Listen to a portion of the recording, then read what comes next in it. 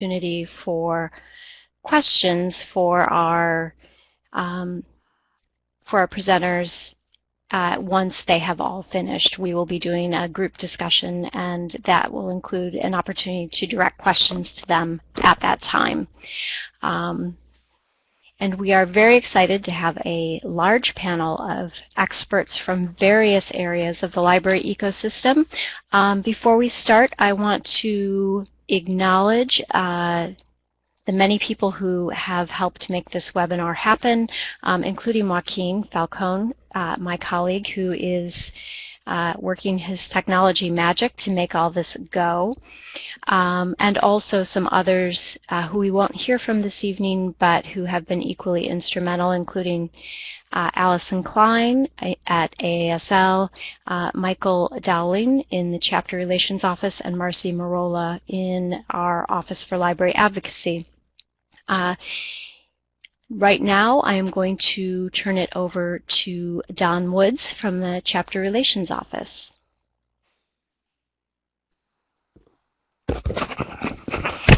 Hello, everyone.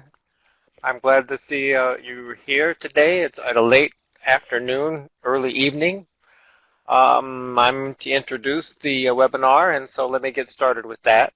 On behalf of the ALA Chapter Relations Committee and Chapter Relations Office and our partners, AASL and the Office for Library Advocacy, I would like to welcome you to this afternoon's webinar, Get It Together, Building Blocks of Thriving State Ecosystems.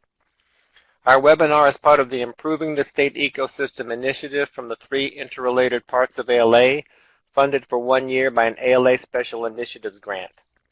The goal of the initiative is to develop a more collaborative relationship and stronger coalition between ALA, the ALA chapters, and the AASL affiliates, building off the efforts that started with the Every Student Succeeds Act trainings in 2016 and 2017. At the recent ALA Midwinter meeting in Denver, our facilitated workshop brought together affiliates and chapters to find common ground and ultimately strengthen their capacity to advocate for libraries of all types. Today's webinar will provide views from various perspectives within the state ecosystem. We are pleased to have with us today Laura Hicks, Program Specialist for School Library Media at the Maryland State Department of Education, Annie Norman, State Librarian of Delaware, Annie Epperson, Chapter Counselor for the Colorado Association of Libraries, Terry Grief, and Greg Seychelles, President of the Washington Library Association. So we're going to now begin our webinar with Laura Hicks. Laura? Yes, thank you. John. I'm sorry. Terry Grief, Legislative Chair of the Kentucky Association of School Librarians. Hi. Sorry, Terry. That's okay. All right. So everybody hear me okay? Y'all hear me okay? Hello? Yes, we can hear. Okay, so I am the legislative chair of the Kentucky Association of School Librarians. And Kentucky is a united association just like ALA. All of the units come under the Kentucky Library Association. And the Kentucky Association of School Librarians is one of the sections in that. So I think that for us, one of the things that's been a benefit, I didn't realize, I guess, how lucky we are that we are together, but I feel like it's a very good thing for our state because we are an inclusive group that even goes as far as to rotate the executive committee through from Kentucky on the Kentucky Library Association from all the sections, so that it doesn't depend on if you're a public librarian to be the president, because it rotates around so that school librarians and academic and public librarians all take that turn.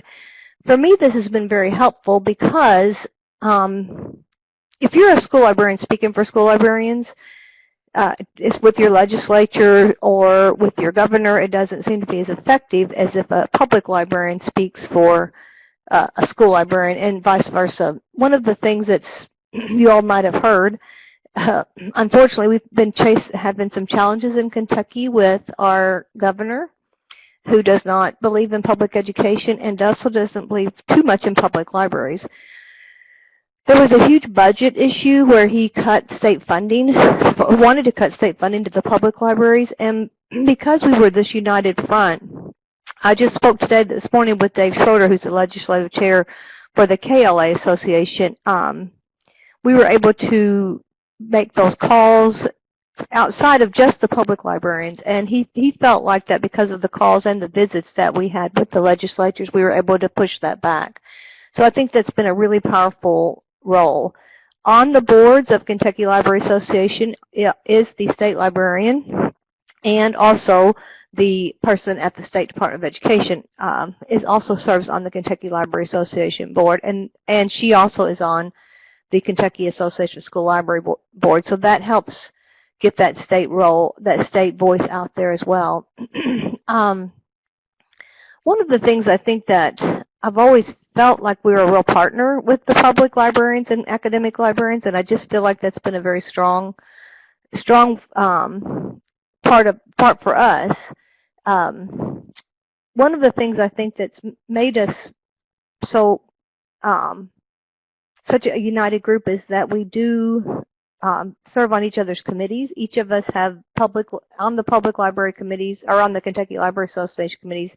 Each committee has a school librarian on it as well, so that voice for school libraries is always heard at the state level. As you can see, we have a joint conference, and this one is Libraries Cultivate Lifelong Learning, and the subtitle of this conference is How Libraries Affect You from Cradle to Grave, so that it includes all types of libraries in it, and we're all welcome to submit proposals and become part of that voice. One of the things that's going to be unique for us in 2019, AASL is holding a national conference here, and sometimes that causes a problem in a state because that takes away from the state conference, but we've been very lucky with Kentucky Library Association recognizing that we're going to make some changes and that probably many of the members will choose to come to the national conference, and we're working through that without having any animosity toward each other. And I think that's been a really good model for other states to have that united front to help, because we're thinking great for everybody to have a national conference to come to our state. We're so proud of that. We do also have, of course, a one-day summer refresher that's just for school librarians. It's a very inexpensive way to get professional development, and it's in a school, so it's very, like I said, very inexpensive. But it's also a way that we can provide for our school librarians to have a day of professional development. And Kentucky Library Association has been a very good partner with that. So I really, again, just want to say I think we've been very lucky, especially in a time of crisis, is what we're facing in our state. I know you probably have seen the national news where Kentucky teachers have walked out of their classes because of the governor's budget and the governor's issues with our retirement, and mostly the governor's issues with schools in general, which is not a good thing. But I think because we have that united front, that librarians have been some of the most vocal people in those walkouts, and that we know that our mission to the children of our state's being heard because of our close ties with the other librarians across the state.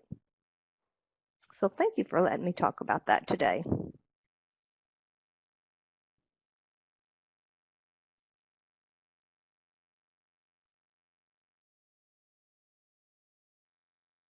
Sorry, I clicked the wrong button to unmute myself. I am Laura Hicks. I'm the program specialist for school library media at the Maryland State Department of Education. And in Maryland, we have some situations that are similar to what Terry talked about in Kentucky, and some that are different. The Maryland State Library is an independent agency, an independent government agency that's headed by the state librarian. It provides support, resources, and leaderships to the 24 counties and 3 regional public library systems. They administer state and federal funds for the systems, as well as managing the State Library Resource Center. They oversee the Library for the Blind and Physically Handicapped. They oversee the Library of Deaf Culture, the State Library Network, and the Sailor Digital Network. Sailor provides digital resources to public libraries and broadband access for public libraries, schools, and local governments.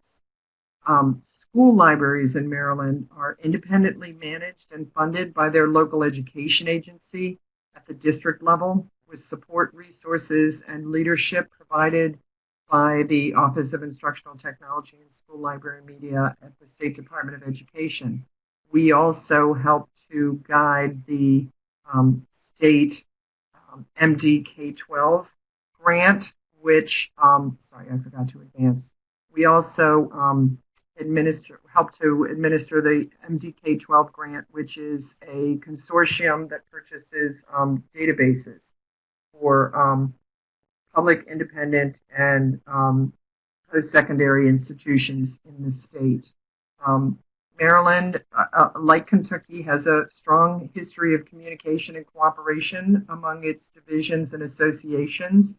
The Maryland Association of School Librarians is completely separate from the Maryland Library Association, but there are representatives from public school and academic libraries that serve on committees and boards across the state.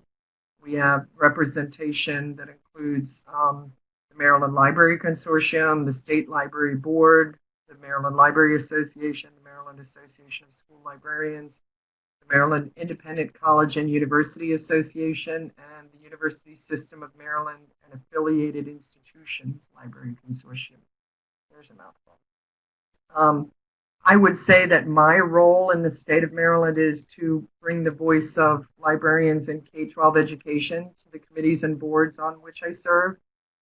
School librarians have a comprehensive understanding of student and educator information literacy needs, and they're adept with instructional technologies and strategies for all learners. But at the same time, they work in isolation within their buildings, so it's important to foster collaborative relationships with other library service providers. And the collaboration that we have in the state of Maryland strengthens both librarians' practice and the school community. So I would say that I bring to the table, I'm a recently promoted school librarian, so I bring firsthand knowledge of the challenges and strengths of school librarians to the table. I can authoritatively speak to conditions in school libraries and instructional strategies. I would say my role is both a champion for the importance of a librarian in every school library and a spokesman for the important work that they do every day. I would say my focus is on education, whether that's educating the public on the importance of a certificated school librarian to lead an effective school library program, or educating school librarians through professional development on best practices and innovations. I would say probably our biggest challenges, our proximity to the nation's capital means that politics plays an important role in our community concerns. All publicly funded entities face the challenges of budgets and changing demographics and political turnover. And just like any for-profit organization, we also face the challenge of making a brick and mortar location relevant in an increasingly digital society. But I would say opportunities exist in exploiting our educational talents and providing resources to address the concerns of the communities.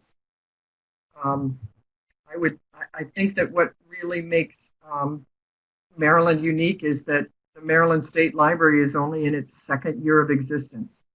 Prior to 2017, it was a division of the Maryland State Department of Education, and it is now a separate agency. But even though they're completely separate from us now, the cooperation of being divisions within the same agency is still very strong. And I was asked what I would most proud of in Maryland, and I would say I'm pretty proud of the fact that Maryland has, on average, a certificated librarian in 91% of our schools. And I'm also proud to be a collaborative contributing member to a very robust support system that ensures that Maryland libraries are relevant and responsive to community needs.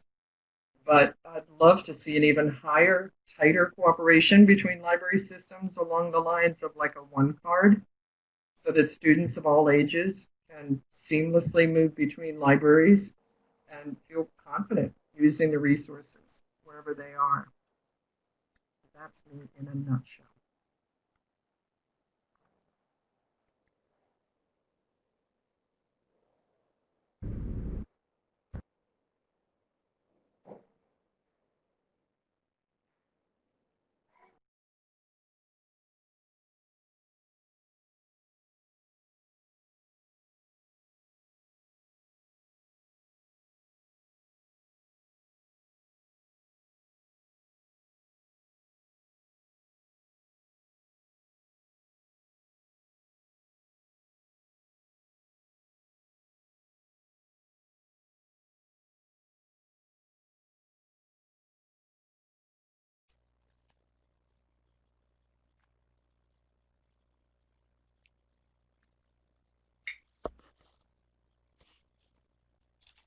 We seem to be having some sound problems.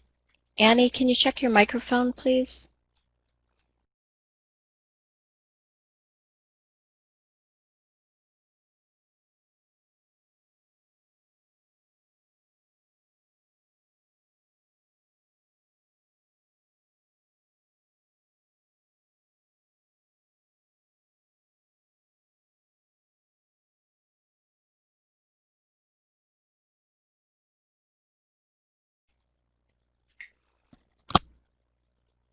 Okay, while we work with Annie, Annie, are you there?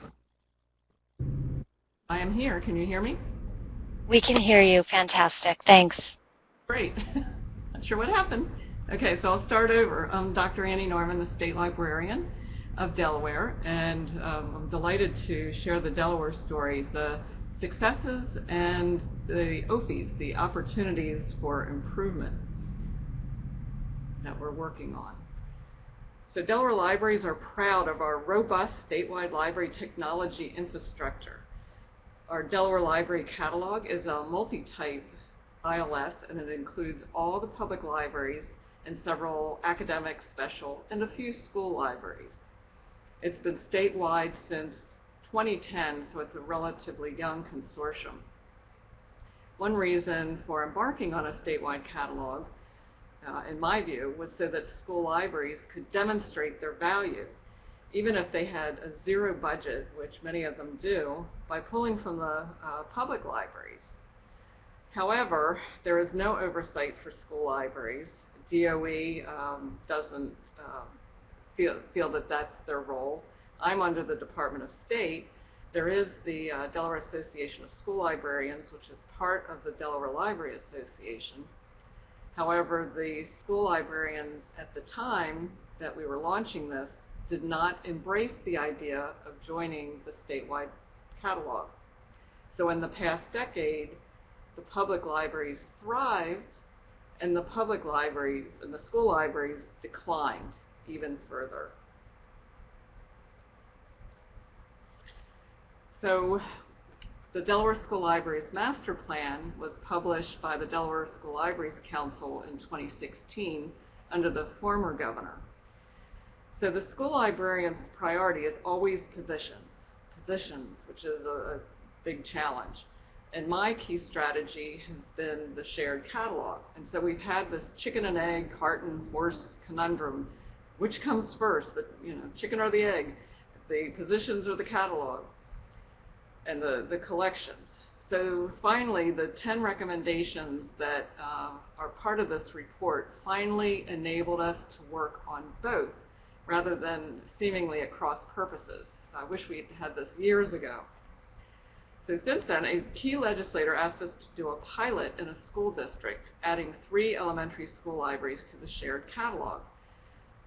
As a result, being able to show the administrators the dramatically different data on library use among the 3 pilot school libraries was awesome. So the need for professional know-how and flexible schedules, it was all visible right there in the data. So currently, this legislator is seeking funding to add all school libraries in Delaware to the catalog. There's some extra money laying around this year, one-time money anyway, so we're keeping our fingers crossed. You've probably seen recently that OCLC released their 2018 update on the 2008 report from awareness to funding, and the news is not good.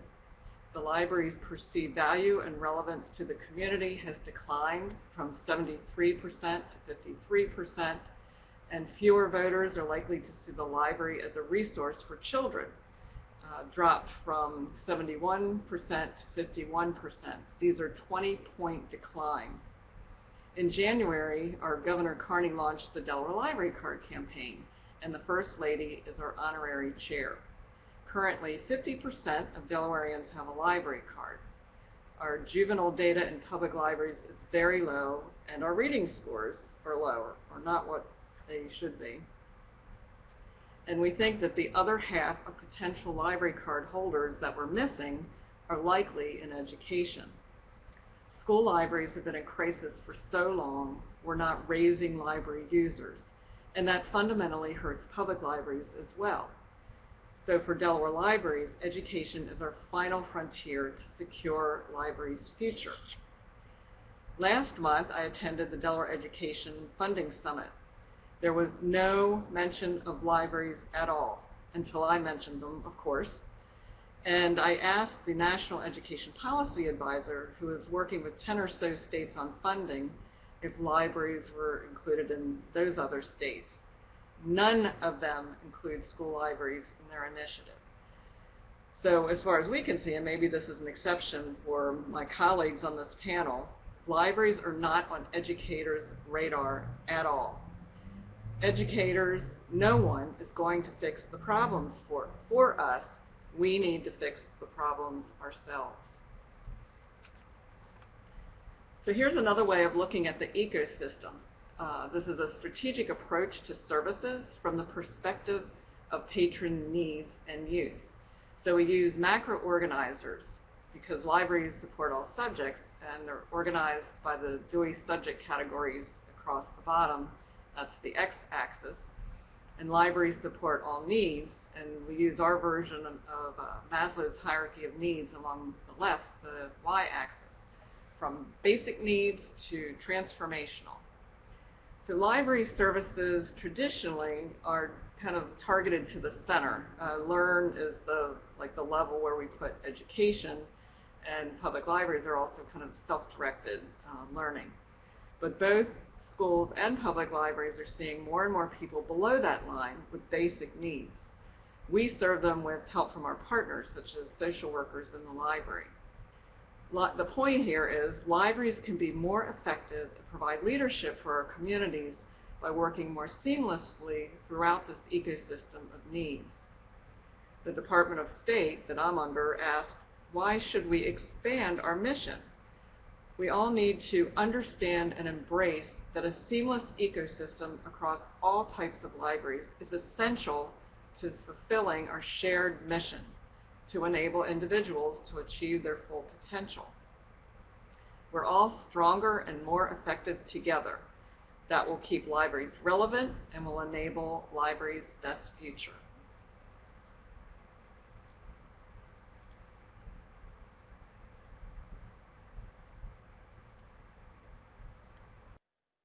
Good afternoon. Can you hear me all right? This is Annie. Super. Yes, I can hear you. Great. Thanks much, folks. I'm here today speaking to you from Colorado, kind of in the middle of the country here, representing the voice of what it is to be an ALA chapter counselor. You should all know that I am an educator in that I'm an academic librarian, but school librarianship is far, far from my daily routine. I'll speak briefly about the Colorado Association of Libraries, which is the association that I represent on the ALA Council. CAL is a unified association. Just like in Kentucky, we have school librarians together with public librarians and academic librarians.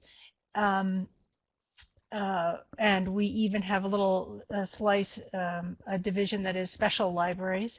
We also rotate our leadership in CAL so that an academic is the president of CAL 1 year, and then a public librarian, and then a school librarian. And as is the case in Kentucky and elsewhere, I think that is to the benefit of librarians across the state, because we get appropriate representation, not just by numbers, but a voice at the table and a voice at the state library as well. I have here a couple of photos that give you a sense of, we've got wide open plains and we've got high mountain areas. You can see the map of Colorado. The eastern plains are pretty clearly almost the eastern half of the state, and then pretty mountainous from the middle westward. And the majority of our population is in that corridor from Fort Collins in the north down to about Pueblo. Certainly the Denver metro area is our most densely populated part of the state, and that's actually kind of important, and I think Craig will address this as well when he talks about Washington a little bit. because we have those wide open areas with very widely scattered communities, we have for a long time relied on resource sharing and supporting one another in technological ways as best we can, because your next door neighbor might be 40 miles away, speaking from a librarian perspective.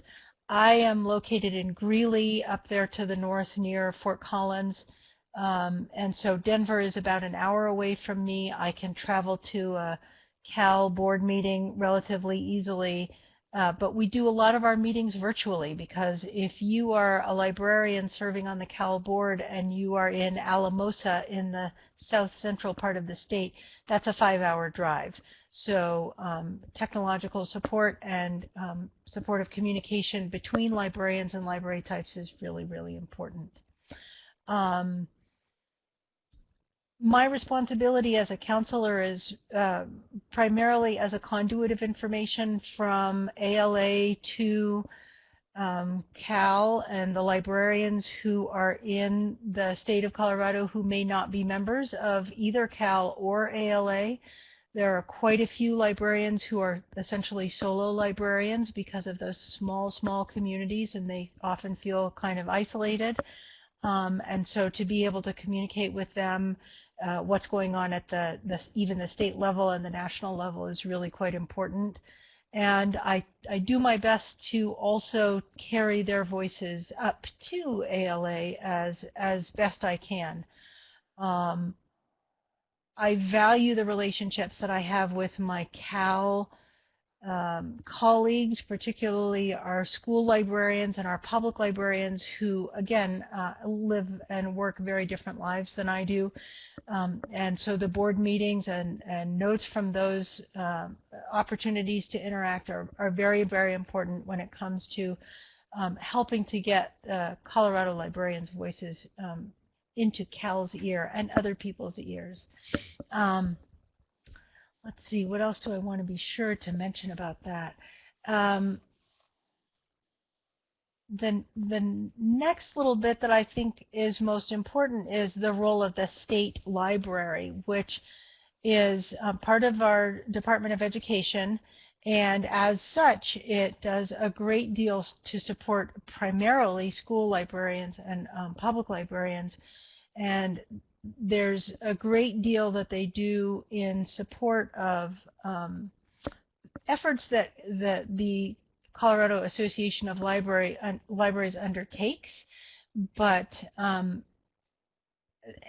helping to coordinate both dissemination of funds, technological innovation, supporting professional development for school librarians, for public librarians, delivering workshops in all quadrants of the state. So the state library has employees that travel almost for their job, right? They live in all 4 quadrants, and they might drive 2 or 3 hours to deliver a workshop and then drive home again.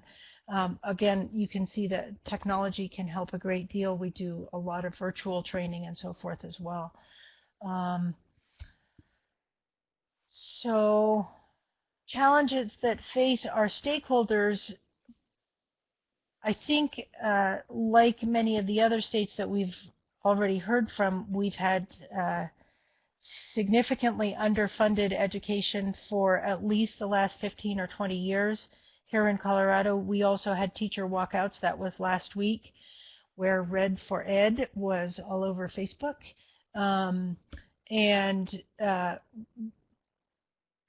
While neither the state library nor the Colorado Association of Libraries takes a formal stand on that, we do serve as a conduit to assist in communication about funding issues and so forth. I wanted to share one thing that's kind of good news. See if I can find this. We just had an announcement about the naming of a new superintendent in one of our largest and most densely populated metro counties. This fellow is, people are looking forward to him coming into the state because he is a great supporter of libraries and education and has a reputation for being able to not only manage tight funds well, but also work to increase funding.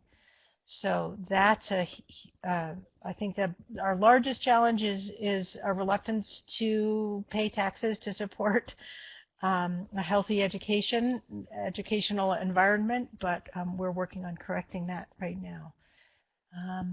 Yeah, I think that's all I've got. I look forward to questions from folks. Again, happy to be here as an academic librarian, a little bit of fish out of water.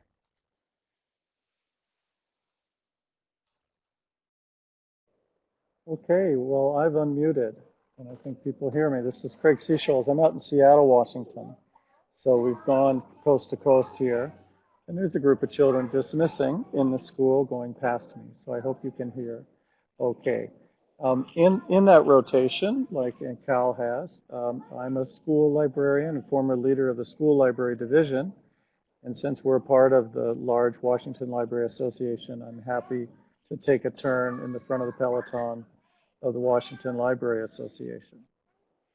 Again, it's nice. Western folks' geography matters, and even more lumped, perhaps than Colorado, the Puget Sound Basin of Washington State generates almost all the population for the state, with the exception of Spokane, which is a very strong library district in the east. But the vast stretches of Washington State do create challenges. In an ecosystem view, that metaphor works very well for me because there's things about physical geography that matter. And as the neighbors to the north have it in spades, in British Columbia and Alberta, they have spaces much multiples to ours. My job in a school library is to shine a light on great learning that happens around the school. And in an association, my job is to look for and shine a light on great things that happen in all the different divisions of our Washington Library Association. We just did good work on a new mission statement that says Washington Library Association leads, advocates, educates, and connects. And by simplifying the mission statement, there's words there that resonate hugely for all of our school, academic, special, and public library divisions. That little inset there, it sees me in my school library. That happened to be a little fundraising video for the Seattle Public Library Foundation. They know me as a user of their Global Reading Challenge and a great fan of the Seattle Public Library. And my job was happily shining a light on the great work that the public libraries do in the public schools. You can fun and view that out or give big when it comes up next week. Here's another example of the ecosystem view. We're going to Washington, but Washington goes to Washington is always a chuckle. But you see the makeup of our party that's going, starting with Susan Hildreth from the University of Washington. But of course, she's spent more time in Washington, D.C. than this crew combined as director of IMLS. Samantha Hines is in a community college, Peninsula College on the Olympic Peninsula, and she's part of an advocacy cohort with ALA. Cindy Aiden is our state librarian. In Washington State, it's the Secretary of State's office that hosts our state library and all the resources that it provides, not only for the legislature, but in the important archival. But the state library also works very hard to do a lot of the channeling of federal IMLS funds to public libraries, and they're great supporters of school library programming and making sure that grants get out to schools. The past few years, they've coordinated some nonfiction refresh grants, and they've also done a number of trainings each year that teacher librarians identify the training they need, and the state library hosts it. Yesterday, I was sitting with EJ talking about school and public library collaboration. John Scheller is with our second grand large public library institution, the King County Library System. here in Puget Sound, we're blessed with two gorgeous, large, powerful library systems. And there's others further south, Timberland, and so on to the south in Tacoma. Andrew Chance is director of the Spokane Public Libraries, and we'll all be together in Washington, D.C. for the ALA Advocacy. And that is an ecosystem view if I've ever heard of one. In our library association, this is current membership percentages. You'll see a dip. Academics are looking very healthy, and that's despite the fact that lots of academic librarians are also ACRL members and quite active. And so our state association says, how can we address the needs of academic librarians in ways that are more Washington state specific than the national ALA affiliation. Public libraries, those are individual memberships. You'll see in the lower left, there's 44 institutional members. And that's a category of membership that'll be things like the Seattle Public and King County and Spokane libraries as institutions also join in a college library system. So there's quite a nice, healthy mix of kinds of membership and engagement. This is a view of the ecosystem that the state library staffers put together. And again, our library association is one piece. The state library is the legislated piece.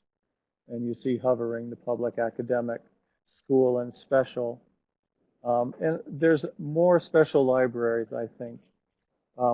At one count recently, I saw there's, at least 112 or more special, unique libraries and small libraries.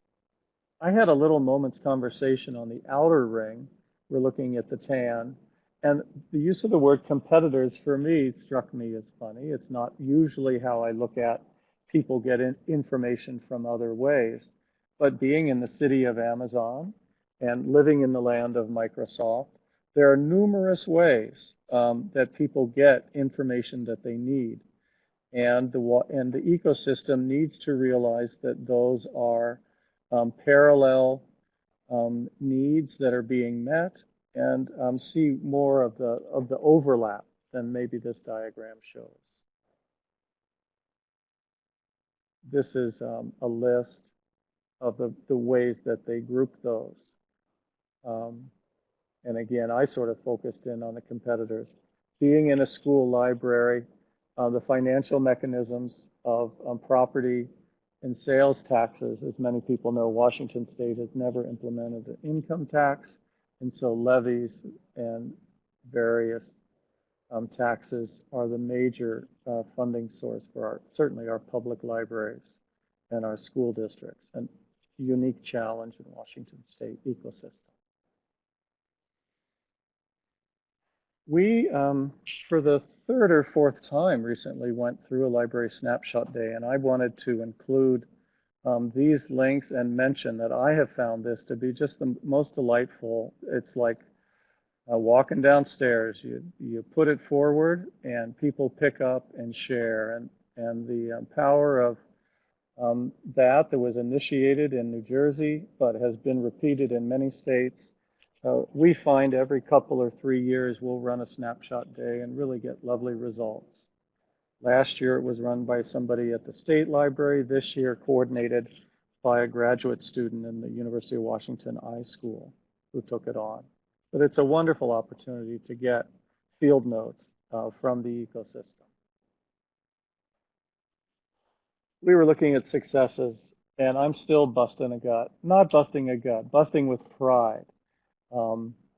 About a month ago, the governor signed a major education funding bill for this year. And that's a big deal because there's a Supreme Court case, the McCleary case, that says the public legislature is underfunding public education. So it's a big bill that everybody attached to, and we put in a very successful measure.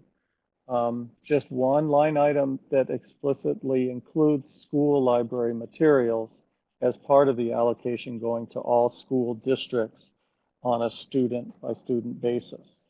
I know I'm not going to see $20 for every student that walks through the door what my district is, and they will be allocating some pretty clearly earmarked funds for school library materials in the upcoming school year. Our Washington State Public Service Television ran a feature about it recently, and they ran a nice graphic that says that's a chunk of change. And if that's going to school library materials in Washington State, then we've got an equity victory that's worth replicating. Megan, over to you. Or just to answer one chat there, Susie had that note in the chat. It's just earmarked for materials, and it is still going to district, and we're going to have to continue to advocate on the district level to make sure that it comes through and doesn't get included into others. But we can talk about more later. Megan, I'll bring it back to you. Thanks, Craig. Thank you also to Terry and Laura and Annie for your insights and your various perspectives about how different pieces of the ecosystem fit together and work together. We are going to switch in just a moment to a chat screen, but I want to take a quick look at these questions before we do so. And we will be using a three-panel chat to first follow up with questions for any of our presenters. In that second panel, we would like to hear from you about unique challenges or opportunities in building your own library ecosystem. And then in that third panel, please let us know what resources ALA can provide you that would help strengthen the ecosystem in your state. And while we switch over, I also want to point out that there were very different models for how state ecosystems work together and how all the individual pieces fit within their own state. But there were also some common themes. Clearly, funding as an issue is a universal theme. Political support was also mentioned a couple of times, both in terms of opportunities and successes, and also in terms of challenges. But I think two other themes that I heard were the importance of collaboration and resource sharing.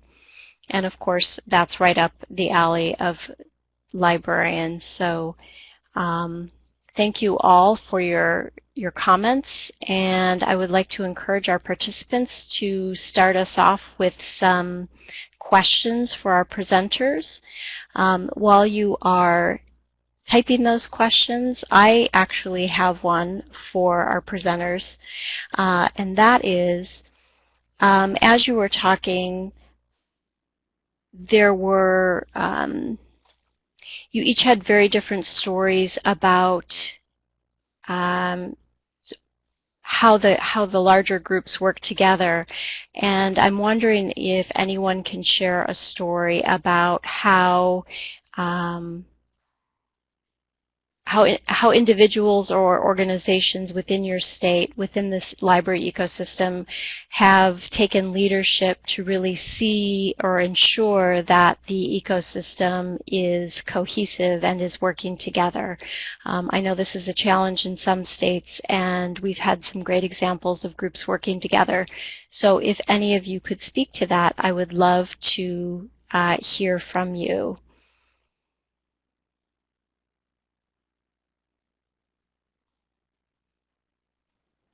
Great, Annie. Why don't you start us off? Here in Colorado, I would say one example of sensible organizational work is when, I would say it's maybe 15 or 16 years ago, the three separate library associations came together to form our unified association. I believe that occurred, it happened just as I was becoming a librarian, so I was not involved myself, but I have reaped the benefits by being a member of this unified association. And the intent was so that the three groups were not competing with one another. public librarians being such a numerically large voice, and school librarians at the time were significantly larger than they are now, academic librarians being a relatively small in number voice, but also, of course, deeply involved and concerned with the work of libraries and librarians across the state of Colorado. So that unification of the three associations, while it is not perfect, it has not been a seamless transition. I think it showed great logic, good rationale, and careful intent to remember who benefits the most when we work together and who suffers the most when we compete with one another, which is library users across the state of Colorado and those in the realm of education. Thanks. And who initiated the merger? I cannot speak with confidence about that, but I think it was probably leadership, chairs or presidents of each of the three associations realizing that, I mean, again, it kind of comes back to geography. If you're competing for conference space, if you're competing for the opportunity for professional development dollars, if you're competing for the opportunity to have the attention and resources of the state library and the support that that entity could provide us, it was detrimental, I think, to all three associations. Great. Well, thank you for sharing that, and that certainly takes some leadership from multiple organizations to make a process like that, or make that transition successful. So thank you. Craig, do you want to respond to Susie's question about swaying the legislature to support the funding? Happy to, and also happy to echo a number of things. Colorado's experience is just a few years out in front of Washington's in that merger process. So as the bill went forward, it's been baking, so it's had various iterations in other years where it didn't get out of committee. And so over the years, really starting 10 years ago, if you remember, the Spokane moms did a great deal of visible advocacy for school libraries. We've built partners in the legislature that we knew we could count on to bring forward legislation. But with this McCleary decision and with large education funding having to happen, they're having to up by $1 billion this year and last year, and they're really increasing funding.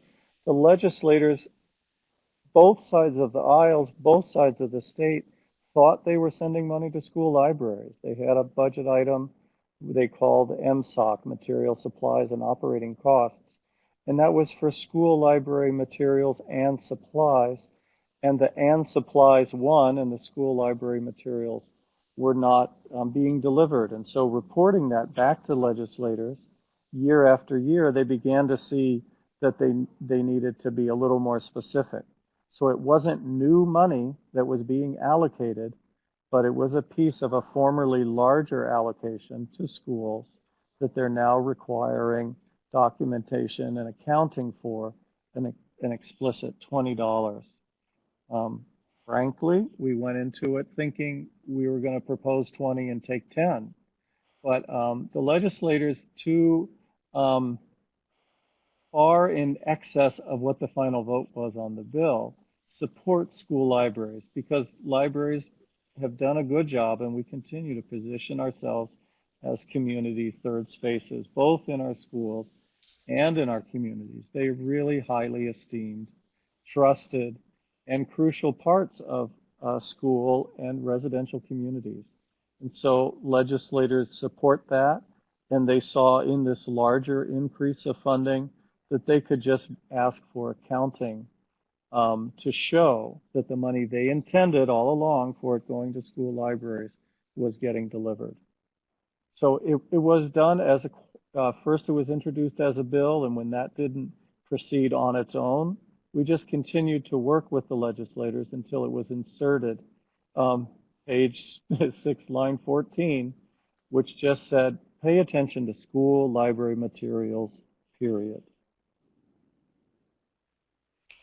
Thanks, Craig. And I think you raise a really important point, and that is that often our state legislators are not very well informed about school library programs, either the funding or the staffing.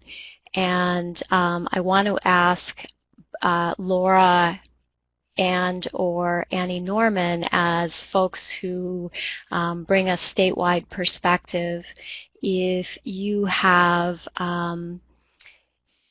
either an example of sort of bridging that gap between the legislators and the school library community, or if you have some recommendations or insights into how that piece fits into the bigger picture, if you could share those.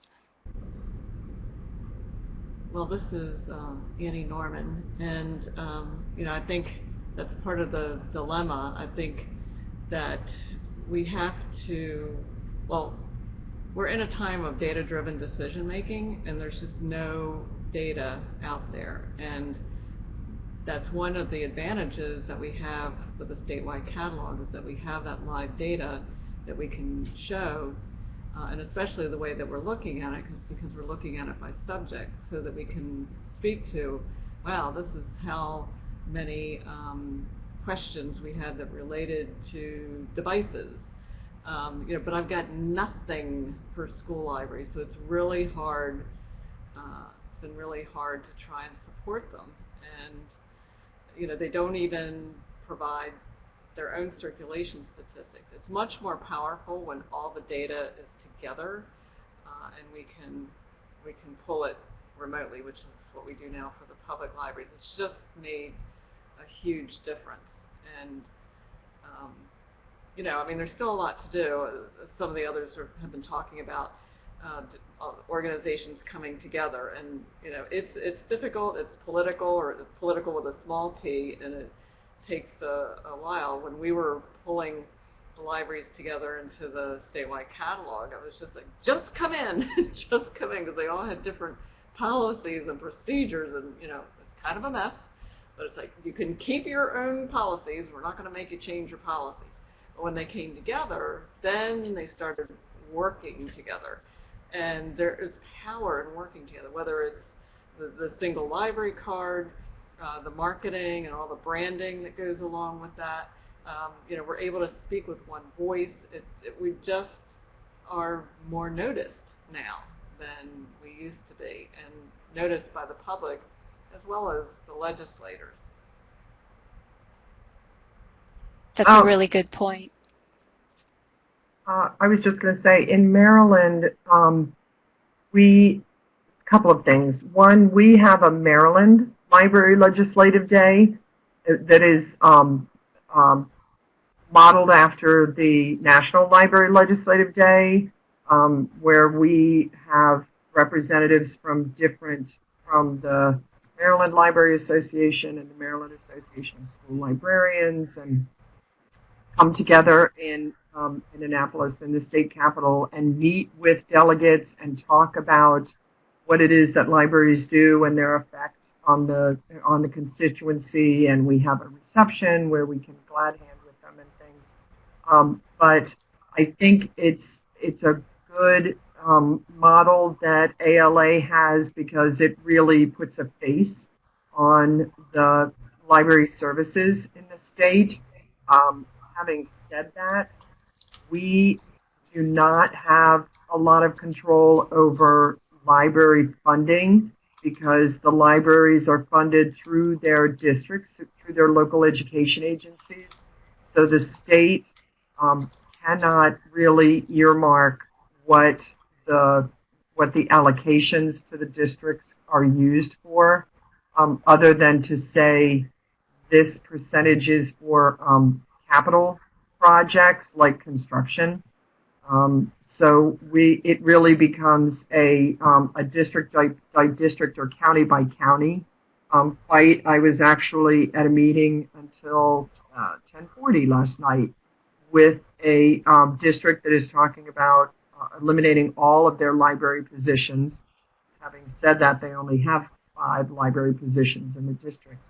But they are facing a huge budget deficit. And so when they're looking at cutting, it gets to be a 3.5-hour debate back and forth between, do we cut pre-K, do we cut universal pre-K, or do we cut the librarian positions? And so it's a really hard, it's a really difficult argument because, all of the services to the students are important, and you can't really say one is more important than the other. And so the challenge that we come across is rather than saying, don't cut us, cut them, saying, these are some ways that you can raise your, your budget so that you don't have to make these hard decisions every year about what you're going to cut, or if your teachers are going to go without pay raises for the 5th straight year. But it's more difficult to do that state level legislative advocacy for school libraries simply because the state doesn't really have any control of the school library funding. That raises a really good point, and that is that within the state there also has to be really strategic local level advocacy, and that's a whole separate webinar, so we won't go into that now. I do want to address a couple of other issues raised. Audrey noted that although VLA and VASL are separate organizations, they have worked together, and there are some great examples of their collaborative efforts that will be highlighted in an upcoming American Libraries online article later this week, in fact. So we're very pleased to see the work in Virginia. And in terms of data, I know we had, this is a discussion we've had as well, particularly since it's not collected nationally any longer. I think there are different models, but that's a good question, and I can certainly, Charity, get back to you with other examples of how states are collecting school data. Oh, and Susie notes that Lucinda has coordinated a collection of that data in Indiana. I'd love to see that. So I will be following up with you. In terms of challenges and resources, we will be following up with you individually where that is appropriate. I do want to respect your time, though, and in the interest of moving on with our evening, I am going to hand things off to Sylvia Norton, who will wrap things up for us. Hi, thank you, Megan. This has been a very interesting. I appreciate hearing about the range of entities in our ecosystem, and certainly the successes and thoughts about opportunities to sustain and enhance that ecosystem. I know personally I've worked in both at a state level, both a Department of Education and a state library that were separate, and also just since then work with IMLS and the U.S. Department of Ed, that one of the unique pieces about school libraries are that we have a foot in both camps. We have a foot in education and a foot in libraries, and the funding and policy is sometimes put through one or the other, and that awareness of and working together can make a significant difference. Just a reminder, thank you to all of you for your presentations. I'm sure, and for the participants, I'm sure I'll see some of you at National Library Legislative Day, leaving on Sunday for that, and where we will do more national advocacy. I also want to briefly note that as part of the ALA Presidential Initiative, Jim Neal is holding a summit on school libraries on May 23rd here in Chicago. It's going to be a very small group, but it'll be the beginning of that conversation that will likely, that we hope will become a virtual one to include more people in the future. We will hopefully see all of you at annual conference. You should have received an invitation to the luncheon on Friday, June 22nd from 11:30 to 1:30. If you haven't, please email Allison Klein, ACLINE@ala.org, or John Wood for the chapter relations, DWOOD@ala.org. And say that you're hungry, because I think there'll be a great conversation going there that will be finishing and also be the end of this year-long initiative we've had that's been really, I find quite exciting, the kinds of conversations and collaborations that we're hearing about, and some recognition of some of the challenges and what we need to be doing. As far as next steps, this, as I said, is the phase of this initiative is ending at annual, but we hope that to explore other groups such as academic librarians, the academic librarian organizations, and or trustees working with United and ACRL, because these are other groups within the ecosystem that we haven't addressed in this initial phase, but certainly the conversation has proven to be worthwhile, and I appreciate everything that's been said here today.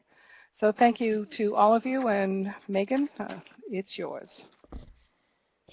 Thanks, Sylvia.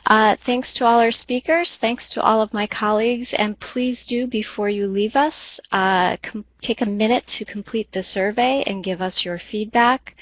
And the recording will be shared with all of you. And yes, Lucinda, send me a reminder, but I will get you a copy of these as well. If you have any questions, feel free to follow up with me directly. My email address is mcusick@ala.org, and I look forward to talking with all of you soon. Have a great evening. Thank you. Thanks, everyone, for being here. Have a good evening.